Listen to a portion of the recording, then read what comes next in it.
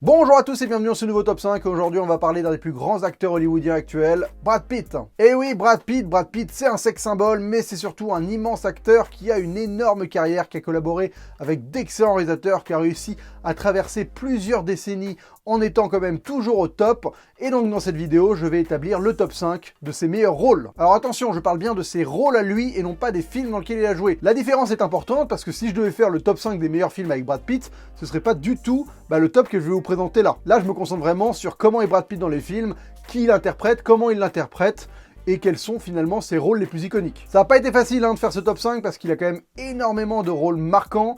Il a bossé avec des très bons réalisateurs et il n'a pas bossé avec eux qu'une fois. Donc en plus c'est compliqué par moment de départager quel est son meilleur rôle chez certains réalisateurs, mais bon voilà, j'en parlerai. Évidemment il y a plein de rôles que j'ai pas réussi à sélectionner parce que j'en ai gardé que 5, je me suis forcé à pas faire d'ex-aequo ni rien. Donc va y avoir des déçus, va y avoir des gens qui vont me dire « non, mais ce rôle-là était bien mieux que ceux que tu as sélectionnés ». Peut-être, c'est évidemment subjectif, c'est ma perception de la carrière de Brad Pitt, et il est temps que je vous révèle le numéro 5. Alors le numéro 5, c'est un film où il a le rôle principal, ce qui va pas arriver finalement si souvent que ça dans ce top, vous allez voir, c'est Moneyball, sorti au début des années 2010, qui est un film écrit par Aaron Sorkin sur un entraîneur de baseball. Donc Brad Pitt joue Billy Bain, qui est donc le coach de l'équipe des Athletics à Oakland, et qui va essayer en fait de révolutionner le baseball en adoptant une approche statistique à la manière de gérer son équipe, qui va aller à l'encontre de tout ce qui avait été fait avant dans le baseball. Et au départ, ça va pas forcément bien se passer. Et donc, il va se mettre à dos quasiment tous les gens avec qui il travaille, alors aussi bien l'entraîneur de l'équipe, parce que lui, il est pas coach, en fait, j'ai dit une connerie, il est directeur technique. Enfin, c'est un peu l'équivalent de Leonardo au PSG à l'époque, je sais pas si vous vous souvenez de son rôle. C'est un peu le manager de l'équipe, enfin, c'est la personne qui gère surtout les ventes et les attributions de joueurs qui composent l'équipe. Après, lui, le coach, c'est celui qui les gère sur le terrain. Le coach est joué par Philip Seymour Hoffman, un très bon acteur aussi. Regretté ce Philip Seymour Hoffman. Et donc, ce que j'aime beaucoup dans ce rôle de Billy Bain, c'est que c'est un rôle d'un mec qui est brisé, qui est pas forcément là où il voudrait être, qui a pas fait ce qu'il voudrait faire dans sa vie. Voilà, il a eu une carrière de joueur, mais ça s'est pas forcément bien passé. Et donc c'est un mec qui vit avec ça et qui va essayer quand même justement d'être le seul à penser différemment sur un truc où tout le monde pense avoir la vérité. En fait, voilà, un sport que tout le monde connaît, le baseball. Il va penser différemment. Et il va aller vraiment à contre-courant. Et donc on va être avec ce personnage qui pendant 2 heures va lutter à contre-courant, va être pris pour un détraqué par tout le monde. Mais bon, je vous révèle pas ce qui se passe dans le film, mais forcément, c'est quand même un film américain, donc ça se passe. Il y a du positif qui ressort de tout ça, et c'est un rôle que je trouve assez fort parce qu'il a beaucoup d'obsessions. C'est un mec qui est vraiment meurtri, et il a des problèmes avec sa femme, il a des problèmes avec sa fille. Il a des problèmes vis-à-vis de, même du sport en général. Il a du mal à être sur un terrain de baseball, alors qu'il gère une équipe de baseball. Donc il a beaucoup de névroses, mais c'est pas plus accentué que ça. C'est un rôle qui est très en dedans finalement, et que je trouve très bien joué parce qu'il y a beaucoup de subtilité. Il joue avec Jonah Hill, qui est aussi très bon dans ce film. Donc ça fait vraiment un bon binôme. Voilà, c'est un personnage que j'aime beaucoup dans un film que j'aime énormément. Et il y a surtout l'écriture d'Aaron Sorkin, qui est un scénariste que je trouve assez extraordinaire. C'est un de mes scénaristes américains préférés. Et vraiment, il y a ce dialogue et ce phrasé qui, mis dans la bouche d'un bon acteur comme Brad Pitt, crée de l'or. Et il y a des séquences où il fait des speeches à des joueurs, ou ce genre de trucs, où franchement, il dégage à la fois du charisme et de la fêlure. Il est colossal. J'aime beaucoup ce film et j'aime beaucoup son rôle dedans. Pour moi, c'est lui qui tient le film. Et c'est pas si souvent le cas, finalement, que Brad Pitt tient un film entièrement sur ses épaules. Vous allez voir, dans le reste du top, finalement, il est souvent second rôle, et c'est un excellent second rôle. Et effectivement, le 4e de ce top, c'est un second rôle, parce que c'est celui qui lui a valu l'Oscar du meilleur second rôle pour le rôle de Cliff Booth dans le dernier Tarantino, Once Upon a Time in Hollywood. Alors avec Tarantino, il a fait 2 rôles marquants. Il a fait évidemment le personnage d'Aldo Rain dans Inglourious Basterds, qui est franchement un rôle assez fandard, peut-être un peu caricatural, dans lequel il s'amuse beaucoup, mais c'est pour ça que pour moi, celui que je préfère de ces rôles de Tarantino, c'est clairement celui donc de Cliff Booth dans Once Upon a Time. Voilà, Cliff Booth, c'est vraiment la force tranquille, c'est un mec un peu mystérieux, c'est l'acolyte de DiCaprio dans le film, et qui est à côté, qui est espèce de force tranquille. C'est vraiment le terme qui le représente mieux, ce personnage. Et Brad Pitt, il n'a pas besoin d'en faire beaucoup, il l'incarne naturellement, quoi. Cette espèce de coolitude, mais à la fois de retenue. C'est un perso qui, tu sais pas exactement pourquoi il en est là dans sa vie, pourquoi il accepte de faire tout ce qu'il fait, mais il a l'air bien. Et en plus, il y a vraiment des séquences mémorables avec lui. Je pense toute la fin, je pense évidemment à la séquence de Bruce Lee. C'est un film qui tient finalement pas mal sur ses épaules, parce qu'il contrebalance énormément de ce que fait DiCaprio dans le film. C'est vraiment un jeu de miroir entre les deux personnages, et à la fois c'est une vraie amitié masculine qui est très bien faite. C'est un rôle que j'aime bien parce qu'il s'amuse de lui-même pas mal. C'est quand même un bon gars, c'est un gars qui arrive à être nerveux quand il faut, qui est violent quand il faut, et qui est à la fois plutôt drôle. Il y a cette magnifique séquence où il enlève son t-shirt, j'ai entendu dans la salle, j'ai entendu un ouf, alors que voilà, c'est quand même preuve que le mec est encore capable de marquer les esprits par son physique. C'est un détail, mais c'est important. J'aime beaucoup le film, donc ça contribue évidemment au fait que j'adore son rôle dedans, mais je trouve que c'est pas un rôle évident, il le fait parfaitement. Il fait du Brad Pitt, mais comme on a rarement vu aussi bien, il méritait l'Oscar pour ce rôle-là, et c'est pour ça que je le mets 4e de mon top des meilleurs rôles de Brad Pitt. 3e, on est sur un petit rôle, mais un petit rôle qui m'a marqué énormément, parce que c'est potentiellement un de ses rôles les plus marquants, malgré le fait qu'il apparaisse pas tant que ça à l'écran, c'est le rôle de Mickey O'Neill dans Snatch. Donc Brad Pitt qui joue un boxeur gitan, déjà sur le papier ça donne envie, et franchement c'est un des persos les plus jouissifs qu'il a interprété, parce qu'il y a du Guy Ritchie derrière, et vous le savez, je suis un fanboy de Guy Ritchie, mais voilà, là Guy Ritchie c'est son film peut-être le plus efficace, Snatch, le plus marquant. Il a écrit des rôles iconiques pour quasiment tous les personnages, et celui de Brad Pitt, évidemment, en est un. Il y a son introduction elle est franchement extraordinaire. Enfin voilà, cette espèce de gitan qu'on appelle le clou, qui est capable de se prendre plein de coups dans la gueule, et qui à un moment balance un pain, et boum, met le mec KO, quoi. Enfin, c'est débile, mais c'est tellement iconique, ça fonctionne vraiment bien, quoi. En plus, ça joue un peu avec son rôle dans Fight Club, même si je pense pas que ce soit forcément lié. Mais voilà, il y a quand même une espèce de petit jeu qui se fait avec ce personnage qui est capable d'encaisser des coups, quoi. Mine de rien, il y a une filiation. Et en plus de ça, voilà, il interprète un gitan, il a l'accent. Why the fuck do I want a caravan? It's got no fucking wheels. Il a le phrasé, il est à fond dedans, tu comprends rien à ce qu'il dit. Il est là à dire des phrases genre I want a caravan from mama, tu comprends strictement que dalle, mais c'est jouissif, il y va à 200%. Et dans le film, surtout, c'est un rôle qui est ultra iconique tout le long, parce que c'est vraiment ce personnage, dès qu'il intervient dans l'histoire, il change totalement la donne, il est dingue, il est imprévisible, et tu sais pas si tu peux lui faire confiance, et à la fois il a cette espèce de code d'honneur des gitans, qu'on n'est pas vraiment un. Il a des fois, les gens, il a l'impression de l'arnaquer, au final, non, c'est toujours lui qui est un peu plus... on le prend pour un débile, mais il cache bien son jeu, quoi. Pour moi, c'est clairement un des rôles les plus marquants qu'il ait fait, quoi. On le voit pas tant que ça, c'est pas le protagoniste du film, c'est même pas, le second rôle, mais dès qu'il apparaît, il a ce magnétisme, et pour moi, c'est un de ces rôles qu'a réussi à forger sa légende, quoi. C'est vraiment dans cette espèce d'enchaînement de rôles qu'il a eu dans les années 90, début 2000, il a enchaîné des films où à chaque fois qu'il apparaissait, il était marquant, et ce top est là pour le prouver, vous allez voir, mais en tout cas, voilà, c'est un grand rôle, il n'y a pas photo, quoi.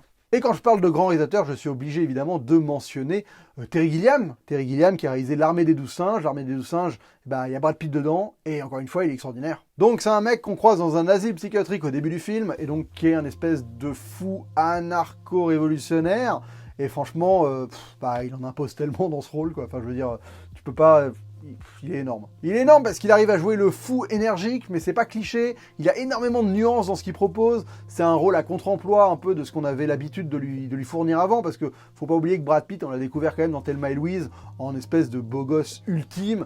Et après voilà, c'est un mec qui a joué dans Au milieu coule une rivière, c'est ça le nom du film? Dans Légende d'automne, pardon, je confonds toujours les deux films, je sais pas pourquoi. Il avait cette image de beau gosse, de sexe symbole un peu, qu'il a réussi totalement à casser avec l'Armée des 12 singes, avec ce rôle de détraqué qui a du charme, mais qui est totalement zinzin, quoi. Mais c'est un zinzin qui est bien maîtrisé, quoi. Franchement, il a des monologues justement sur l'état de la société, sur le consumérisme, l'espèce d'aveuglement que les gens sont en train de subir et tout ça. Et c'est totalement allumé, mais à la fois il le tient, il a plusieurs nuances, il vrille vers d'autres côtés. Enfin, c'est toujours, pour un acteur, c'est du pain béni d'interpréter ce genre de rôle, parce que t'as énormément de choses à jouer, tu peux nourrir ton rôle énormément, et faut pas non plus aller trop loin. Et là, pour le coup, je trouve qu'il maîtrise parfaitement ça dans l'Armée des 12 singes. En plus, vu que le film le montre à différentes époques, tu vois différentes évolutions en fait de ce personnage.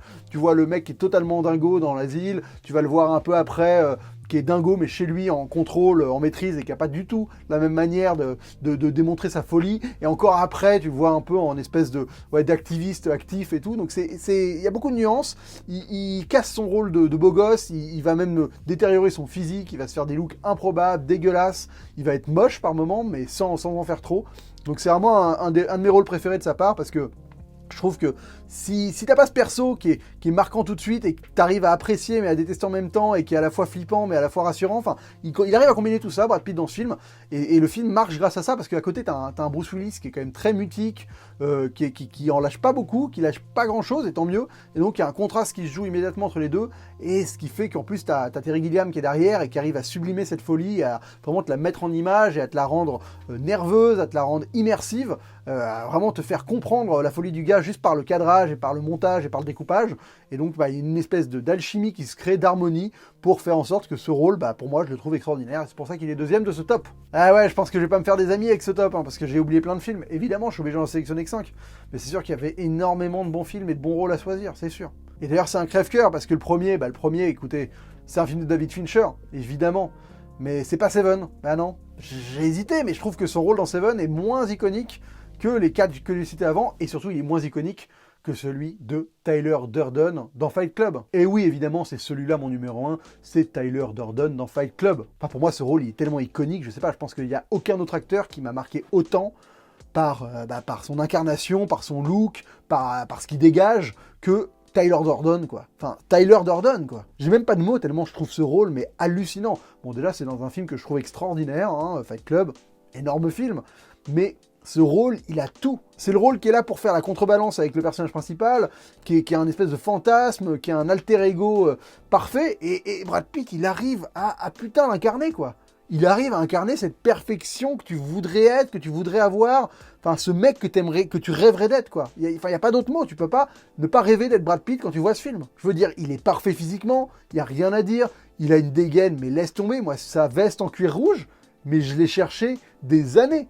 Franchement, je rêvais d'avoir cette putain de veste en cuir. Bon, le problème, c'est que j'ai pas le reste du corps de Brad Pitt, donc même si je l'avais eu, Mais voilà, il y a ça, il y a cette espèce de mysticisme, le fait que ça devienne un gourou, le fait que tu le vois sous différents looks, il a des looks improbables, il dégage une espèce de coolitude totalement, mais démente, quoi. Il y a les combats, il y a cette violence, cette espèce de radicalisme. Enfin, ce personnage, c'est pas pour rien que dans l'histoire, justement, c'est vraiment le personnage, le héros le regarde, il a envie de devenir lui, il aspire il est fasciné par Tyler Durden, c'est normal, parce que Brad Pitt arrive à le faire, quoi. Je veux dire, sur le papier, c'est quand même hyper chaud. T'écris un personnage, tu dis, c'est le fantasme ultime, c'est l'homme que n'importe qui rêverait d'être. Et t'as un mec qui arrive à te l'incarner, quoi. je trouve ça dingue. Enfin voilà, il suffit de voir son speech sur les règles du Fight Club, c'est pas marquant pour rien. C'est marquant parce que t'as aussi le personnage qui l'interprète qui, à ce moment-là, a un magnétisme de dingue. Voilà, pour moi, c'est vraiment le pinacle de Brad Pitt, c'est Brad Pitt dans Fight Club. Le moment, par exemple, où il énonce les règles du Fight Club, c'est le moment où il est le plus impressionnant de sa carrière. C'est là où il a le plus gros magnétisme. Il est dingue. Il est dinguissime dans ce film. Il est aidé par tout le reste, parce que le film est génial, il est écrit de manière totalement dingo, c'est réalisé à la perfection par David Fincher. Il y a Edward Norton qui arrive à parfaitement donner le change, parce que justement, t'as absolument pas envie d'être Edward Norton dans ce film, quoi. Il arrive parfaitement à incarner cette espèce de Locke que t'as pas du tout envie d'être, et pour le coup, à l'inverse, t'as vraiment envie de l'être Tyler. Donc voilà, le plus grand rôle de la carrière de Brad Pitt pour moi, c'est clairement celui dans Fight Club, Mais dites-moi ce que vous mettriez en top 5 des rôles de Brad Pitt. Est-ce que vous mettriez Ad Astra? Est-ce que vous mettriez par exemple, je sais pas moi, son rôle dans Rencontre avec Joe Black? Thelma et Louise, ça peut être un rôle qui vous a marqué à vie et vous considérez qu'il mérite d'être dans votre top 5, c'est possible. Il a quand même une carrière qui est vraiment intéressante. Je pense que personne va mettre son rôle dans 3, même si j'ai pas forcément un dégoût pour ce film. Mais c'est vrai que Achille dans 3, c'était pas forcément son meilleur. Pour le coup, Brad Pitt, j'ai vraiment eu un problème avec lui au milieu des années 2000. Je trouve qu'il a enchaîné des espèces de rôles bien pensants, des petits rôles dans les films, mais voilà, son rôle dans 12 Years a Slave, son rôle dans The Big Short, c'est un peu toujours le même délire de rôle, c'est genre le mec bien pensant qui débarque alors que tout le monde sont des enculés et lui, c'est le seul mec plutôt cool. Et il vient prendre ça, tu vois, faire ses 3 petits jours de tournage pour paraître comme étant le absolute good guy. C'était pas forcément les rôles que je préfère de lui, mais ça reste des tout petits rôles. Évidemment, il y a Tree of Life, mais pour moi, Tree of Life, c'est pas un des rôles marquants de Brad Pitt. Le film est extraordinaire, mais j'arrive pas à mettre Brad Pitt comme étant un des rôles marquants de sa carrière. Alors que, voilà, Tyler Durden, il n'y a pas photo, quoi. Eh ben écoutez, c'est tout pour ce top. Merci beaucoup d'avoir regardé cette vidéo jusqu'au bout. N'hésitez pas à continuer à me faire des propositions de top 5. Franchement, vous m'inspirez beaucoup avec vos idées. Donc balancez tout ce que vous avez et ils vont continuer d'arriver, vous inquiétez pas. Je vous invite également aussi à partager cette vidéo. Je le dis pas souvent, mais ça me ferait vraiment plaisir si vous la partagez sur les différents réseaux sociaux, en chaque fois proposant votre top à vous. voilà, vous dites, hey, il a fait cette vidéo avec le top 5 de Brad Pitt, mais moi, mon top 5, c'est celui-là, pof, et comme ça, bah, ça crée le débat, ça fait parler les gens, on parle de cinéma, on parle d'un acteur qu'on aime tous, donc dans cette période de confinement, écoutez, ça fait du bien. Vous pouvez partager sur Twitter, Facebook, Instagram, Snapchat, je sais pas, LinkedIn, je sais pas si on partage des vidéos là-dessus, mais n'hésitez pas à partager où est-ce que vous pourrez, n'importe où. Et bien sur ce, après cette espèce d'incitation à propager la bonne parole, je vous dis à la prochaine, et d'ici là, bon confinement.